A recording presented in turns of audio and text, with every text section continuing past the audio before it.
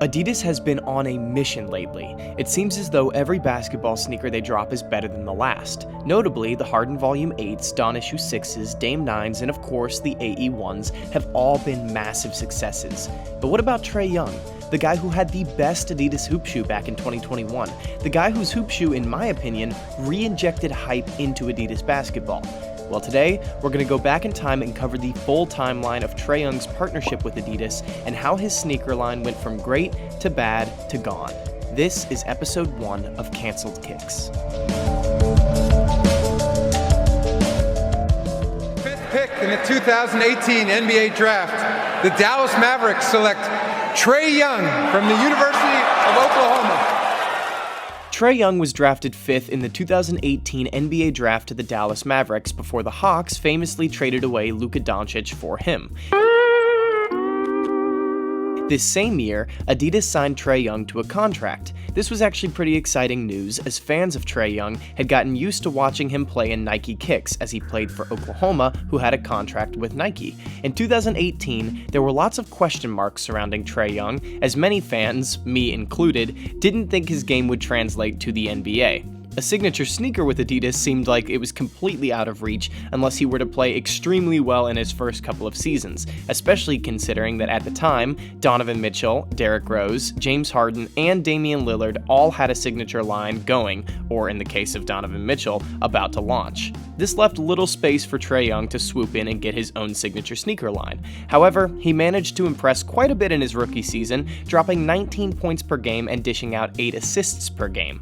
Despite low efficiency, Trae Young instantly became a fan favorite in Atlanta, and this would continue in his sophomore season, where Trae would bump his average up a whole 10 points per game to 29.6 points per game and 9.3 assists per game. Despite not being good enough to go to the bubble, it was clear that Trae Young and the Atlanta Hawks had arrived. So, in 2020, Adidas renegotiated their contract with Trae to include a signature sneaker line. This same year, they also canceled Derrick Rose's line, likely banking on Trae having better sales as a young and exciting new player. When you think of basketball shoes, you think of Kobe's, and I definitely want to hopefully have that type of impact that he had with his shoes and his ability to reach so many people and so many kids across the world. Adidas and Trae Young quickly began working on their first signature sneaker together. It was initially going to be named the Trey One, but after talks with Trae Young and his father, the name simply became the Trae Young One, or also even just the Trey One for short. This was because Trae thought Ice Trae may not sound as cool 10 years from now, which is honestly kind of surprising. But either way, the Ice Trae nickname would still be utilized on the sneaker in the debut colorway, called Ice Trae. As soon as photos of this sneaker dropped, people were impressed. Not only was the Ice Trae colorway an insanely clean one, but Adidas went out of the way to collaborate with Icy. Yes, that Icy, to create a colorway that pays homage to Trae Young's nickname through the iconic cold drink that everyone knows and loves. The details on the sneaker were incredible, with icicles dripping off the eyelets and the iconic Icy polar bear mascot on the back just to tie the whole collab together. But how did they perform? Well, they weren't the best sneakers ever, but definitely much better than a lot of the other Adidas sneakers that were dropping at the time. The Harden 5s had just dropped, which felt like actual brick shoes. The Dawn Issue 2s were a pretty polarizing model, but most people seemed to dislike these. And the Dame 7s were the definition of mid and pretty ugly, which made most people pass on them altogether. So when Adidas dropped these fresh-looking Ice Trae shoes with a sick collab and a 10 out of 10 colorway, people were excited to try out Adidas hoop shoes again. This is evident by this StockX graph, which shows these shoes climbing in price over their first year after release and typically selling in the $250 range, which for a basketball sneaker that had a retail price of $140, that was pretty impressive at the time, especially for Adidas, who had not been seeing a lot of high-selling shoes in the recent years. They followed this colorway up with an almost equally popular cotton candy Icy colorway, which of course partnered with Icy again. And while the hype for subsequent colorways fell off quite a bit, people were satisfied with this new sneaker. It also certainly helped out that Trae Young was coming off his most brilliant season yet, where he became one of the biggest villains to Knicks fans who still hate him to this day.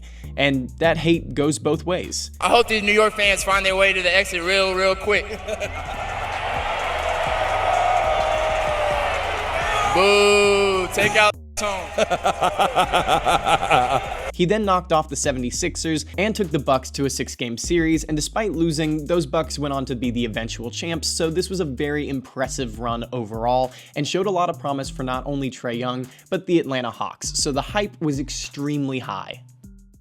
I mean, this is the beginning. Like we've accomplished so much in this year, but just the guys in the locker room, the young guys, like we all understand that this is just the beginning. And after the success of the Trae Young 1, people were eagerly anticipating the Trae Young 2, but when first glimpses of the sneaker came out, the hype was certainly a little less strong than it was a year ago. The Trae Young 2 had a very similar design to the Trae Young 1, but with a new 360 knit design that was supposed to be even more comfortable on foot. When reviews trickled in, the reviews were fine, but there was a really key difference to the Trae Young 2s. This was the debut colorway. The Trae Young 2 Trey Three. While this colorway wasn't bad, it certainly didn't generate hype. It also didn't help that the sneaker released at the start of the 2022-23 season, where Trae and the Hawks were coming off a very disappointing playoff run, losing in 5 games to the Heat in the first round, where Trae himself played very poorly, shooting an abysmal 31.9% from the field and 18.4% from 3 in the series. Unless you were a Hawks fan, you were no longer hearing any buzz around Trae Young or his sneakers, which certainly clipped the wings of the Trae Young 2. Still, the signature sneaker line had its supporters, and it would have been easy to salvage if Trae was able to have another great season, and if Adidas came up with an exciting new design for the Trae Young 3s that focused even more on better performance. But unfortunately, the Hawks slipped down to a play-in team the next season, and while they did make the playoffs and took a great Celtics team to 6 games in the first round, it wasn't a memorable season from Trae or the Hawks, and so it was on Adidas to come up with a great design for the Trae Young 3 to re-inject hope into the line. And then we got the pictures. Well, no, this is just the beginning. Trae had a 1.5 billion chance to get here, but he saw a possibility to be the one. While not being the most hideous sneaker ever, the Trae Young 3 was certainly not pretty, with a design that was inspired by seemingly Adidas's own slides? Like, what is going on with this midsole? Anyways, they would need stellar performance to do well on the market, and the performance was just fine. Again, ironically, every Trae Young shoe is just like the Atlanta Hawks. Mid. After the initial 2 colorways of the Trae Young 1, it seemed like both Trae and his sneakers were just mid, year after year. And so the Trae Young 3 ran its course. Many generic and boring colorways were released, and once Adidas stopped putting out new colorways, people started to wonder what the future of the line would look like, especially since Adidas and Trae were reaching the end of their contract. The Trae Young 3s debuted back on August 3rd, 2023, and it wasn't until September of 2024 that we finally got leaks of his 4th signature sneaker. While the design was very similar to the Trae Young 3s, they looked a little more streamlined, and most people seemed to think that the overall design was an improvement, aside from the traction pattern remaining the same, despite that being a pretty big criticism on the Trae Young 3s. Regardless, there was a little bit of cautious optimism in the sneaker community around this leak, especially since many were worried that the line had been canceled during the long silence in between releases. This optimism was short-lived, however, as during training camp, Trae Young was spotted wearing both Antas and Jordans. But what did this mean for the recently leaked Trae Young 4s? Well, nobody knows for sure, but there's about a 90% chance that these will never see the light of day. Unfortunately, it seems as though Adidas and Trae have already parted ways completely. Unless Adidas already began producing large quantities of the Trae Young 4s, chances are this is the last we will ever see between Adidas and Trae Young.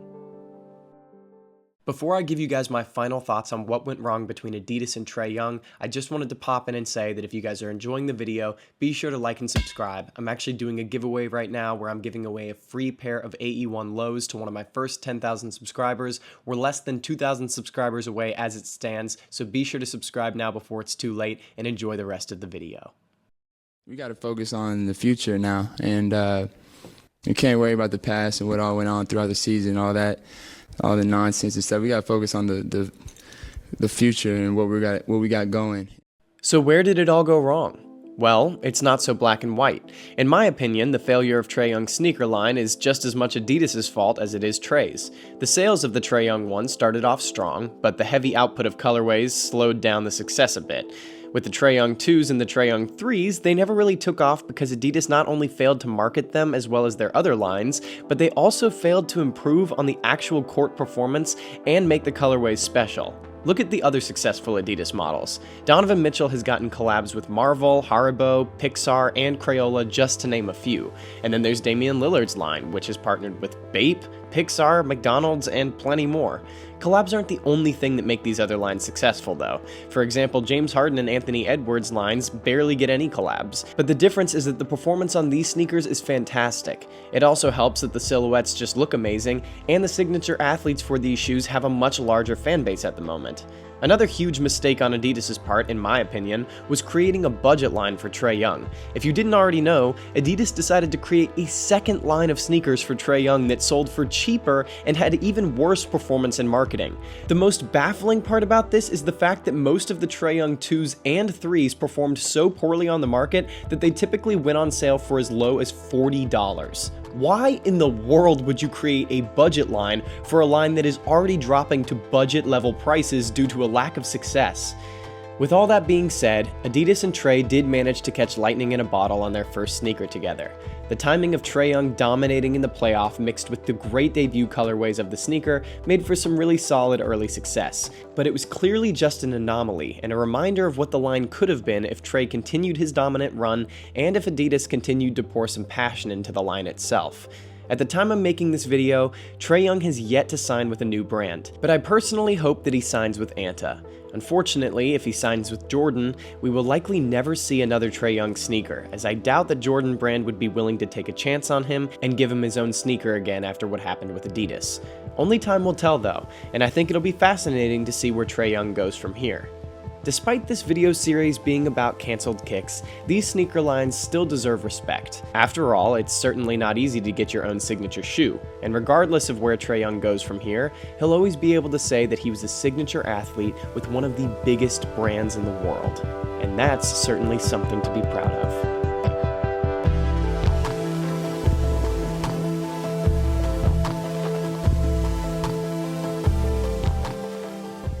Thank you so much for watching. Like I said, if you're new here, be sure to like and subscribe as it helps me out a ton, and be sure to let me know what canceled sneaker line you would like me to visit in the next episode of this series. And with that being said, I will catch you guys next time.